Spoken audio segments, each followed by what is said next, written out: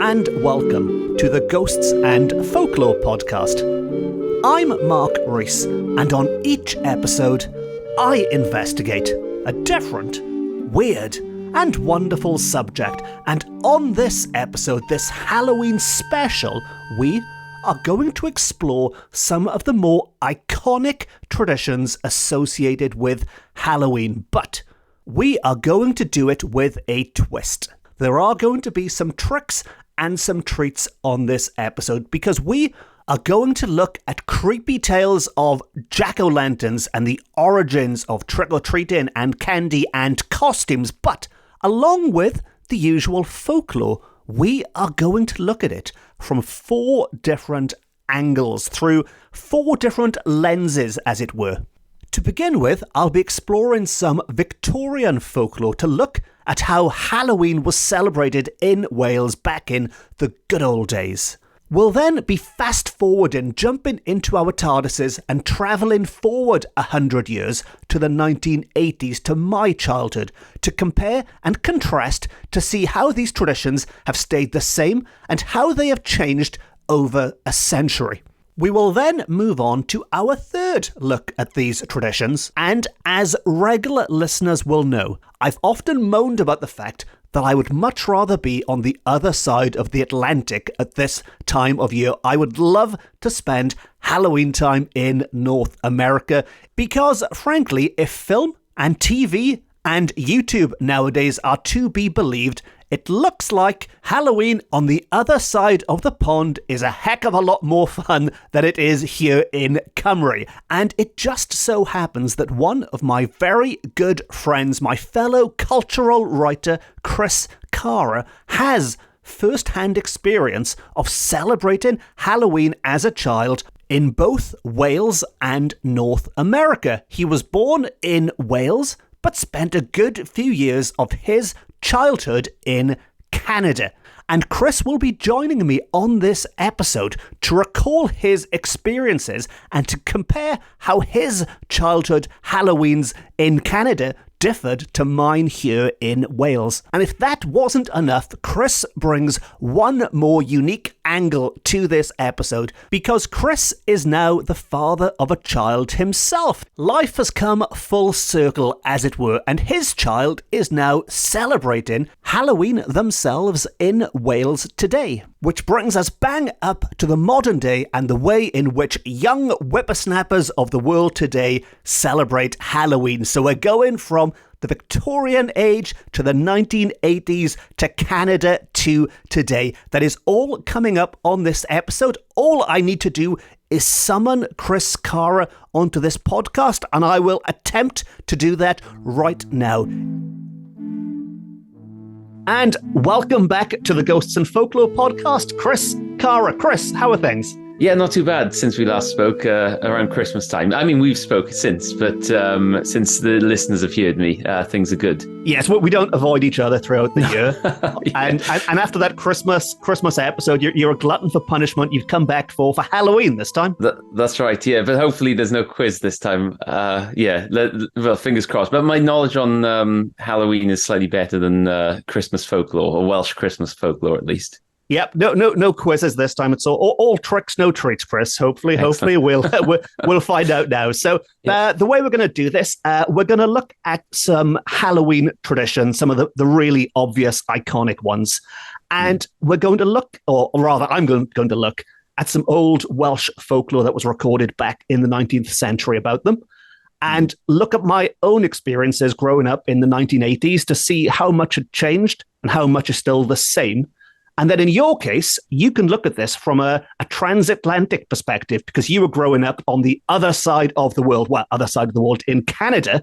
And of course, nowadays you have a little one of your own. So we can see how children today celebrate, to see how these traditions have evolved and transformed over time. And we're going to start with the first one. Well, we're going to start with the first two, actually, 2 in 1 here. And they are trick-or-treating and costumes. Two very obvious traditions, and I'm going to give you a little bit of folklore first about, well, what might be about trick-or-treating. This dates from the 19th century, and my little disclaimer, I should say, just because folklore tells us this is where this tradition came from, that doesn't necessarily make it true. It still sounds great, but it might have been disproved since. But according to Welsh folklore, until the first half of the 19th century, the poor peasantry of many parts of Wales went about begging on All Souls' Day, and the bread bestowed upon them was called bara, ran, or dole bread in English.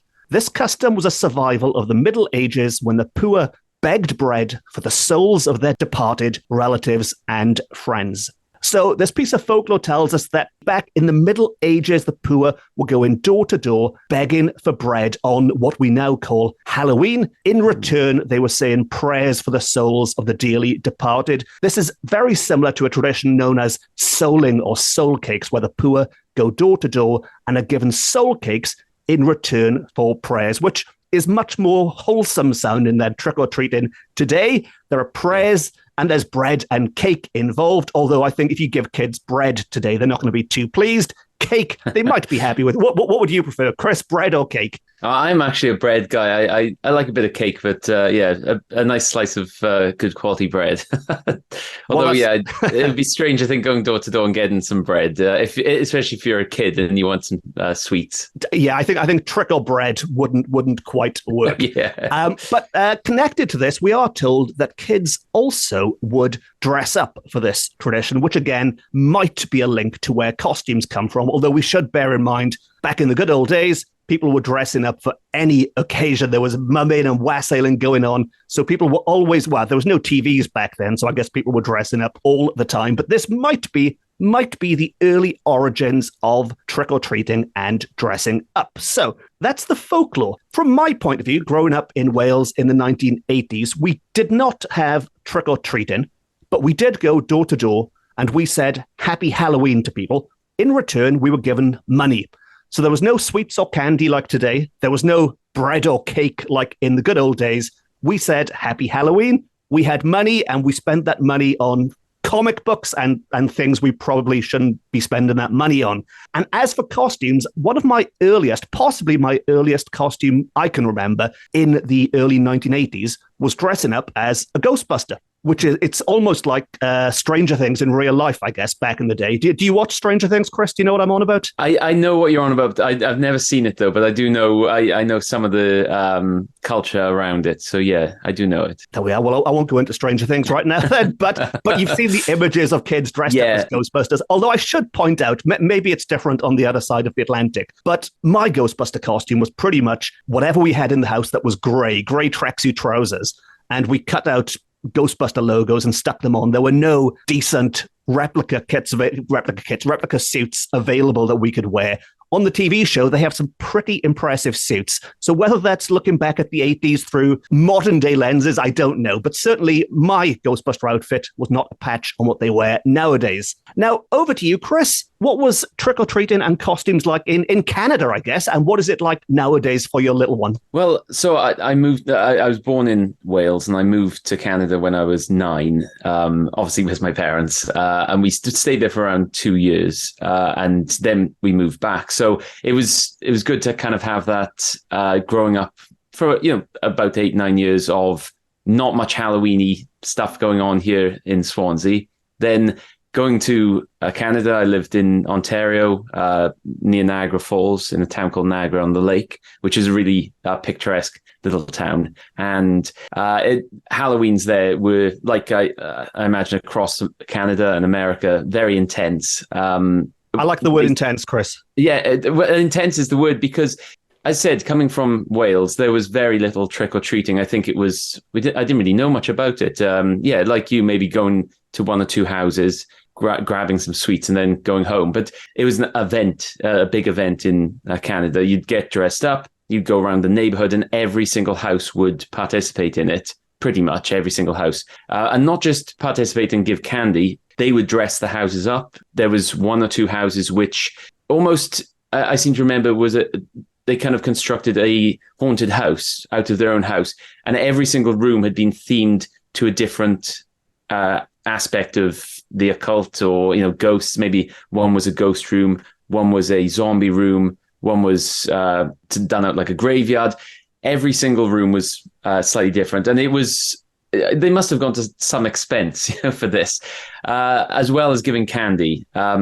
People just went crazy for it. And so my memories are just going around spending hours traipsing the streets and coming back with pretty much a black bag full of Halloween candy. So yeah, it was intense. That sounds intense to you? Yeah, I like the all or nothing of it.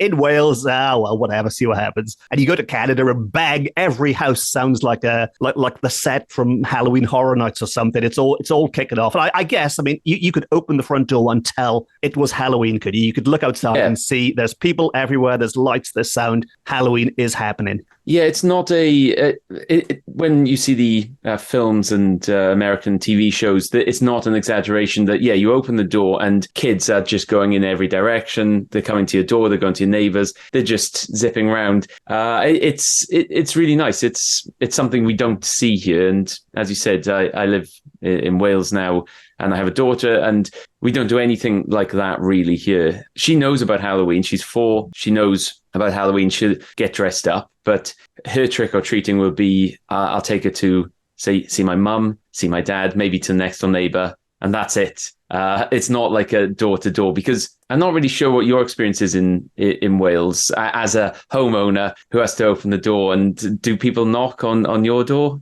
As a homeowner, you know, I don't get as many. I do genuinely stock up to give people things. Yeah.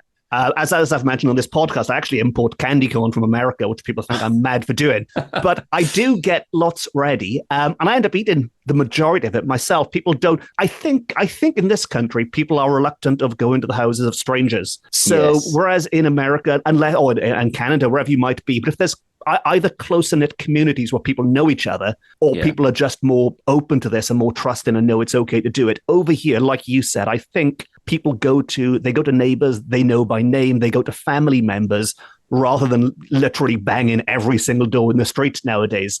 Which is, it's a shame because they're missing out. I've got some good stuff here, but there you go. They'll never more for me, I guess. I do like the sound of it. I do feel like I've missed out on my childhood now. There's me sitting here with my my grey tracksuit trousers on, made to look like Ghostbuster pants, and then over in America and Canada, it's all happening. You'd have loved it. Being Mr. Halloween as you are now, you'd have absolutely loved it. But it was fantastic. I do have great memories, and that kind of you'd have a black bag full. I think possibly even a pillowcase we used to use instead of a black bag. You'd stuff a pillowcase, and I seem to remember going home at one point to drop my bag off to get another bag because it was so full of candy. And there were things like candy corn, full-size chocolate bars. Some people would give you maybe an apple, and you won't be too pleased about that. But you'd kind of grin and bear it, I guess. Yeah, when you got home, then your parents would split up, kind of portion out the candy, because you couldn't just be trusted to eat a full pillowcase full of candy. That would be kind of segmented over the next couple of days at least. But it was great. It was for a week, kind of the build up until we got to Halloween, and then it was straight into kind of Christmas season then, I guess. Don't mention the C word, Chris, on this podcast. We'll save that for a little bit. And I do like the fact that you mentioned the apples, actually, because that does tie in nicely with my next one. But the general consensus is, from the first thing, certainly from looking at trick-or-treating and looking at costumes and things, America and Canada is where you want to be. That's where things are done properly. We're a little bit rubbish over here in Britain. And I'm sure most of my listeners will be happy because, as I've told you before, Chris, the vast majority of people listening to this are the other side of the Atlantic, and they're going to be very happy. You've just said how great they are. Canada was a lovely place to live. I moved out there when I was young, and obviously I had to move back with my parents. But had I had my way, I'd have probably ended up staying there because it was such a nice town. And I've been back several times. So I have a big affinity for Canada in particular, and Ontario. Any listeners out there, you have a lovely part of the world. You live in a lovely part of the world. Same, I've said before, if there's anyone in roughly the New England area that wants a journalist for the autumn season, let me know and I'll pop over and write about whatever you want me to write about. Right, moving on to the next one then, Chris. And you've kind of preempted this with your psychic powers a little in a way. Yeah. This is looking at Halloween games and Halloween, what is known as candy, what we might call sweets traditionally, but Halloween games and candy. And we're sticking with the food theme. And back in the good old days, while you wouldn't be given candy because there was no candy, children were given treats, and they were things like nuts and fruit and cake, of course, like we've mentioned, maybe not the bread. And there's a description of a game that went on, and it's one that I'm very familiar with myself. So this is one that did definitely continue or continues. And I'll read this bit of folklore to you, Chris, and it goes like this. The younger folk amused themselves by catching apples with their teeth from a tub of water, or suspended from a cord tied to the rafters. This cord was strung with apples and had a farthing dip at the end. A farthing dip is a candle. The greatest fun arose when somebody took a bite of the candle and missed the apple. And in the case of the tub and the cord, those who entered into the game had their hands tied behind their backs. So this one, it's one that I used to play back in Nos Calan Gaeaf nights when I was in school. Nos Calan Gaeaf is the Welsh for Halloween, and I was in a Welsh language school. I was in Pontrhydyfen in Port Talbot, and we celebrated Nos Calan Gaeaf, and every year we would do certainly trying to get the apples out of the bowl with our hands behind our back.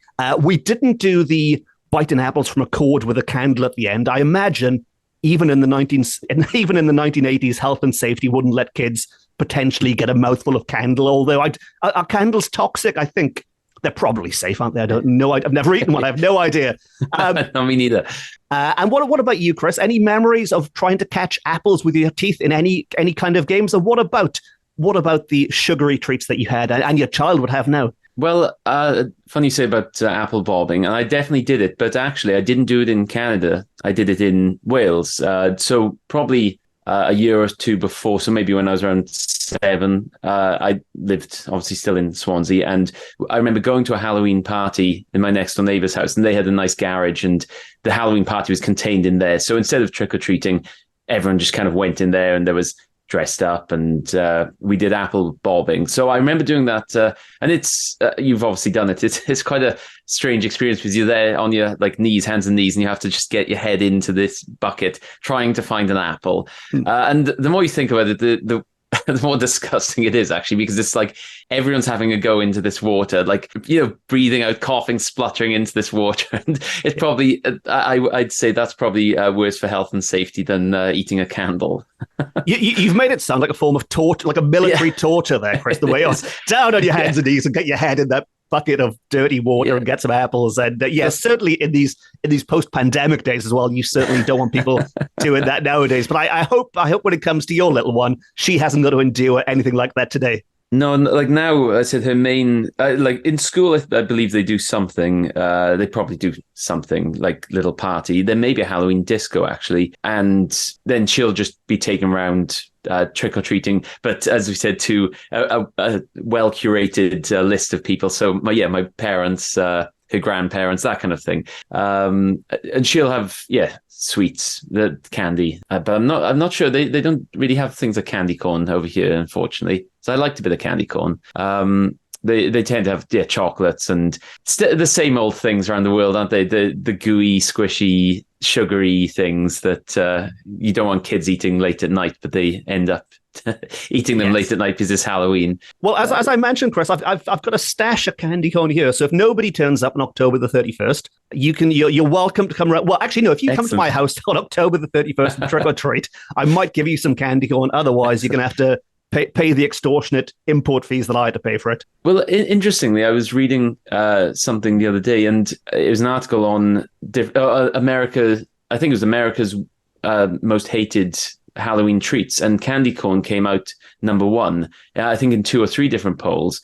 And I did think of you because I know how much you enjoy it, but I believe that was one of the most hated, along with things we don't have over here. Like there was some sort of wafer candy and some marshmallow peanut. It probably makes sense to the Canadians and Americans listening to this, but there's something called, there was like a licorice in a hard shell, milk duds and stuff like that. But there was a lot of these sweets and candies that people really hate, apparently. I'm not sure why. They're just bits of sugar, ultimately. But if anyone knows what that licorice is, Chris, maybe they can let us know and answers on a postcard. That's it. It'll. Oh, hold on. No, it's just come back to me. I think it was called Good and Plenty. Good and Plenty. Yeah, I think it's like a box of little licorice in a sugar shell. And so, yeah, that probably makes sense to some people listening. Good and Plenty. But yeah, it didn't sound very appealing. Licorice.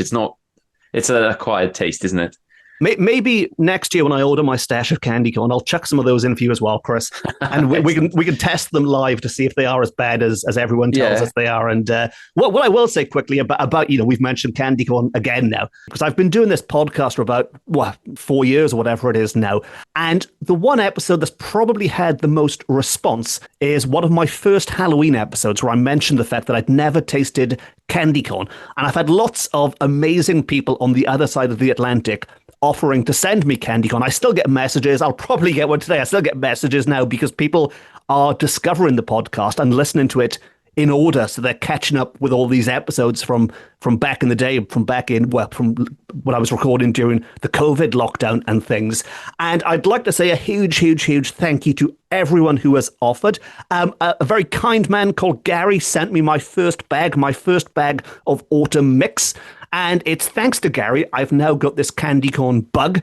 He's the reason I order more and more and more every single year. Thank you very much. The response has been amazing, and I am now hooked, even though everyone tells me they hate candy corn. And moving on to possibly the most iconic Halloween tradition of all then, and that is carving jack-o'-lanterns, carving vegetables and fruit, I should point out. Did you know, Chris, a pumpkin is a fruit? Yeah, I think I did actually. Yeah. It's a strange one, but it's like a tomato is a fruit as well, isn't it? But technically, it's a vegetable. We know it's a vegetable, but it's theoretically a fruit. And you stole my thunder slightly there. Sorry. I thought you'd say no, that I could impress you and say there's something you can impress your friends with, but you already know, so never mind. But this tradition of carving vegetables, and not fruit, Chris, because there weren't any pumpkins, but carving vegetables, this can be traced back across Europe for centuries. And I was reading a book recently about German Romanticism, as you do, an excellent book by Andrea Wolf called Magnificent Rebels. And in that book, it's only a throwaway line, but in that book, she says that Goethe, one of Germany's most important writers, Goethe, Faust and all that, was carving vegetable lanterns to scare the local kids with. And I love the fact that Goethe was sitting there just cutting up these whatever vegetables they were to scare the kids with. And this kind of shows that it wasn't just, localized to Britain and Ireland, and it wasn't just for Halloween. People were doing this all the time, all over the place. Well, Goethe certainly was anyway. And this tradition of carving vegetables, some say, has a link with the going door-to-door tradition I mentioned earlier, because when it shifted from the poor going door-to-door and getting bread and cake to sort of younger people, to kids doing it, they began taking these carved out lanterns with them. So again, people say, is this where the modern day Halloween connection comes from? Now, in Wales specifically, and I've spoken about this before, but we used a swede. Other parts of Britain and Ireland use other root vegetables, turnips and things, but here in Wales, it was a swede, and it was known as the jack-o'-lantern. That's the Welsh for jack-o'-lantern, jack-o'-lantern. And as well as being an object that you carved, it was also a spooky apparition in and of itself. And there are accounts of people encountering jack-o'-lanterns out in the wild at Halloween time from the 19th century. And I've recorded a full episode about it, so I won't go on about it too much now, but jack-o'-lantern was like a will-o'-the-wisp type character that sort of floated through the air like a light.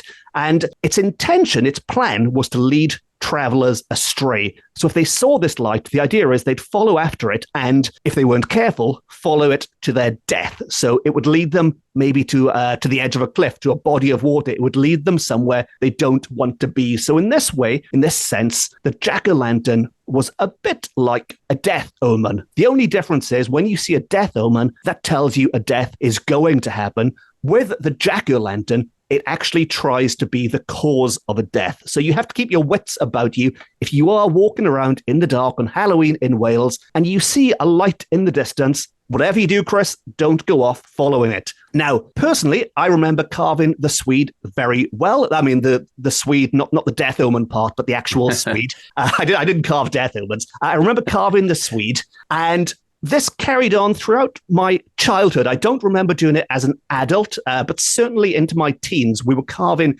Swedes. So this carried on for quite a while in Wales. It was only later on that the supermarkets started stocking up on pumpkins when they became more plentiful. Because, I mean, certainly in the 80s, you couldn't just pop out and buy a pumpkin. And if anyone did have one, it was very expensive, and your parents weren't going to let you go and buy something really expensive just to hack it up and to waste it. So we had these Swedes. They were incredibly difficult to carve. They smelt like a word I can't use on this podcast, but they smelt terrible when they burnt. And that is one thing I can say for certain. I am very happy America has given the world. Carving pumpkins is one heck of a lot better and a heck of a lot easier than carving a Swede. Chris, you're a fitness person, right? And never mind the gym. If you want muscles, carve a Swede and you'll have arms like Hulk Hogan at the end of it, right? So it's very tough and they stink. And that is my childhood memories of jack-o'-lanterns. I am assuming you're going to tell me your little one has it much easier nowadays. But what are your memories of that when you were a child as well? Yeah, the Swede thing I'd heard about, but I'd never carved a Swede. And I can imagine it is very tough because even now when I make a vegetable soup, I always dread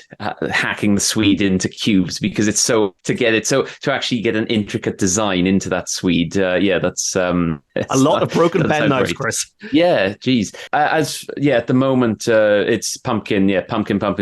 That's all you see in the supermarkets. That's what my daughter will have. She gets a pumpkin, and she actually has one already. At this stage, she's put stickers on the pumpkin. It's got eyes and a mouth and a nose. So I think that eventually she's going to cut it up. I think it's just because otherwise if you cut it up too early, it begins to rot and then smell. Yeah. Yes, very clever. Attract flies. So Halloween, the pumpkin is the icon, isn't it? And it's definitely more iconic than the Swede, I think. I think when you put the two side by side, the Swede it's an ugly looking object. I mean, if you just want to scare people, maybe it's the better one. But I mean, the pumpkin is just I mean, I use the word a lot, but it is an absolute icon of Halloween, isn't it? It's the pumpkin. If you had to pick one thing to symbolize Halloween, it would be it. And yeah, I'm glad your daughter's getting in nice and early with the tradition. She's not waiting until October the 30th or anything. No, that's it. It's straight in as soon as it's October the 1st. Pumpkins were out.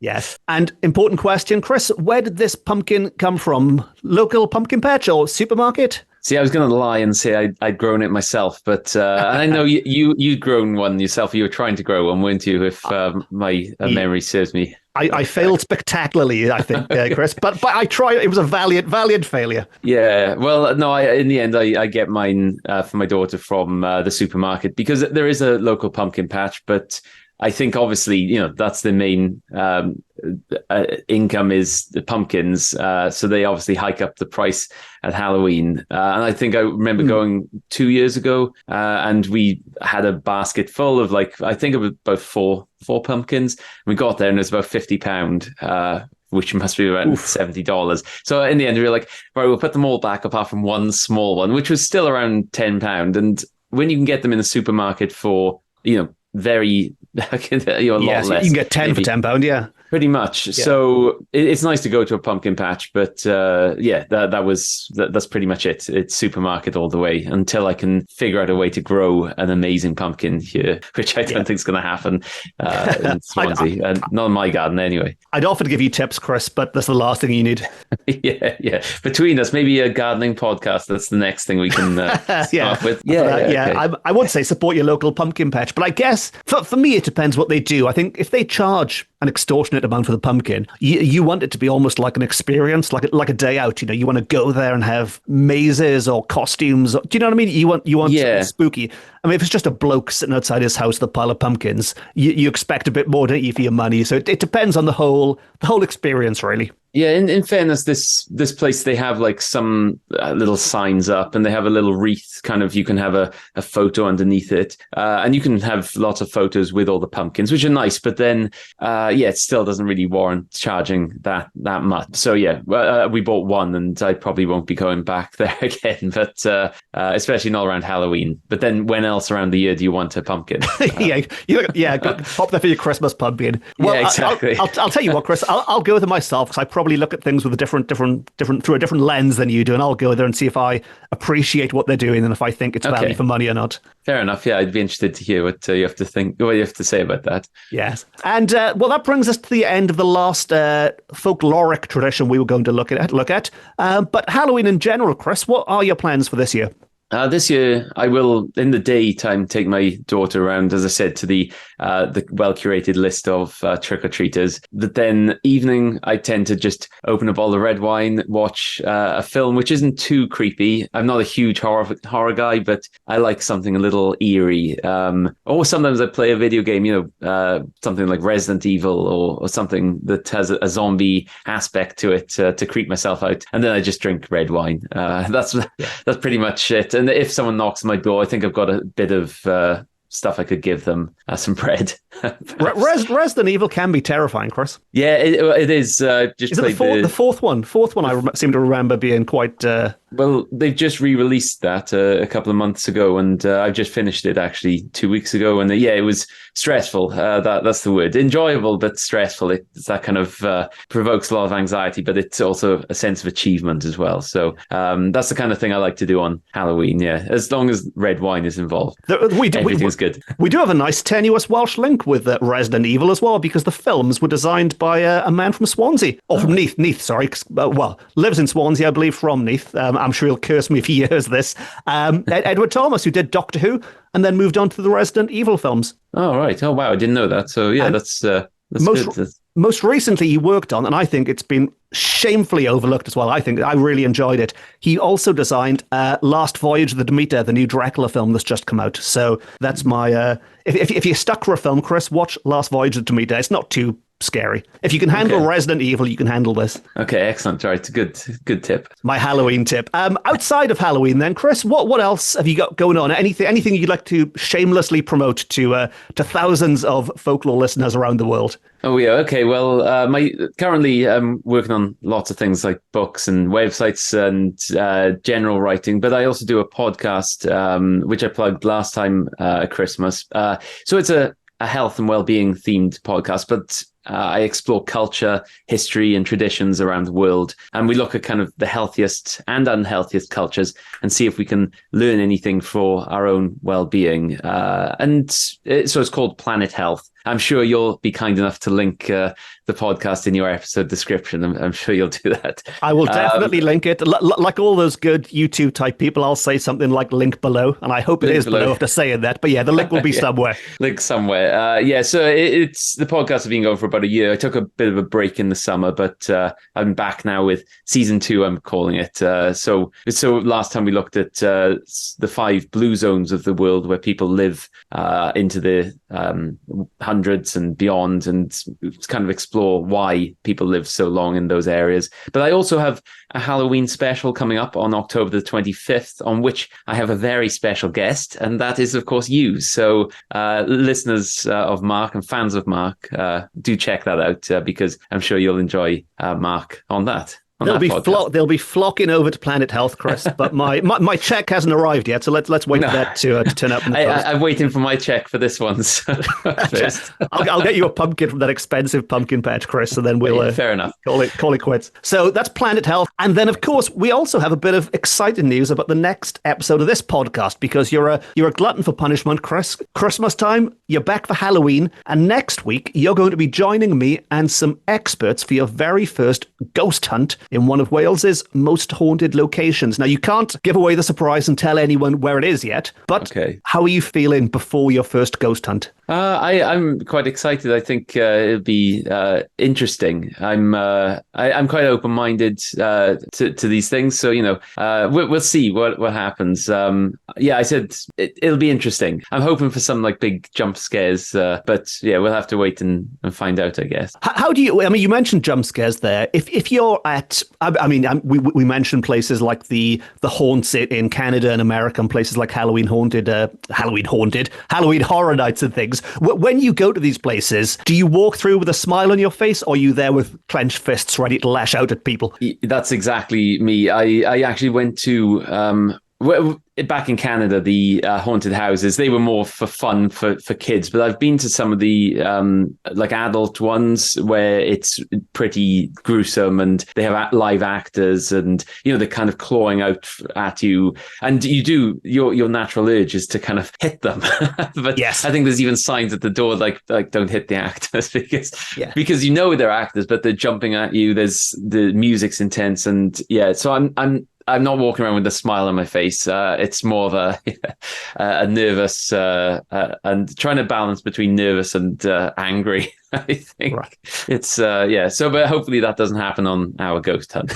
Well, all those actors I've paid to get ready and pounce out at you, Chris. I'll warn them that you're a bit quick with your fists, and maybe they should stand back and not scare you too much when they jump out of the shadows. But no, it will be a 100% genuine, real paranormal investigation. We're doing it properly, and as a result, with all of the, whenever you do these things, you can never get. I mean, nothing could happen whatsoever. It could be the most boring podcast episode ever. You don't know until you go to these things. But that's the great way about doing it properly, I guess. It's the real thing. That's it. Yeah.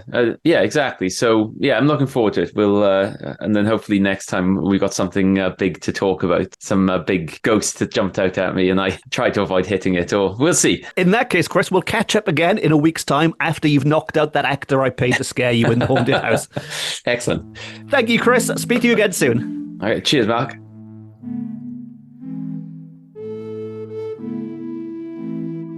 And so ends another episode of the Ghosts and Folklore podcast. But as you've just heard, Halloween is not over yet, because on the next episode, both Chris and myself and a group of Wales's leading ghost hunters that also happens to include a filmmaker are going to be exploring a top secret, most haunted location here in Wales, and I will be bringing that investigation to you as live as it were on the very next episode. So if you haven't already, please consider hitting the subscribe button and you will not miss that episode or any other episode ever. And if you have enjoyed this Halloween episode, you can support the podcast by rating it, reviewing it, telling all your friends about it. And if you really enjoyed it, you can treat me to a coffee via my website, and as we all know at this time of year, it's going to be a pumpkin spice coffee.